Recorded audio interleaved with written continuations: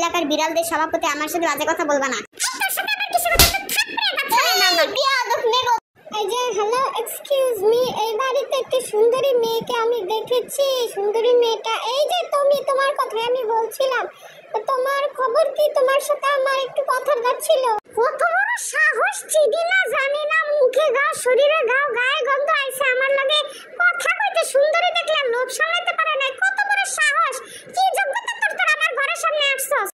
এই সুন্দরী, তুমি রূপের অহংকার দেখাবা না। আমি এলাকার বিড়ালদের সভাপতি, আমার সাথে বাজে কথা বলবা না।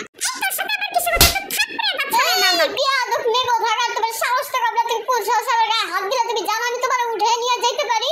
মার এই থাপ্পড়ের জবাব আমি সুদে আসলে উসুল করব। মেয়ে তোমাকে আমি কিডন্যাপ করে ছাড়ব। মাদার বোট কথা কার তোরে আমি থাপ্পড়টা ভালো মতো দেই না, চরে তো দাঁত ফালা দেব। বেয়াদব কথা, আমার ঘরের সামনে এসে আমারে থ্রেট দেস, জুতা দিয়ে পিঠে সোজা করে দেব। এই সুন্দরী অতিরিক্ত বাড়াবাড়ি করতেছো কিন্তু, আমি কিন্তু তোমার একেবারে শেষ করে দেব। তোমার আমার ইজ্জত লইতে একেবারে শেষ করে দেব। আমি বুঝলাম না, আপনি ভিডিও করতেছিলেন, তামাশা দেখতেছিলেন, আপনারা কিছু কইতেছেন না কি লাগে? এত সাহস দিতেছেন কি লাগে? আপনার বাড়ির মেয়ের উপরে এত কুনজর দিতেছেন, আপনি কিছু কইতেছেন না। এই তোরে কিন্তু আমি মেরে ফেলাম। মুতে আমার দরজার সামনে এসে আমারে থ্রেট দিতেছে। আমি বিবাহিতা, আমার স্বামী আছে, আমার স্বামীর নাম গুগল।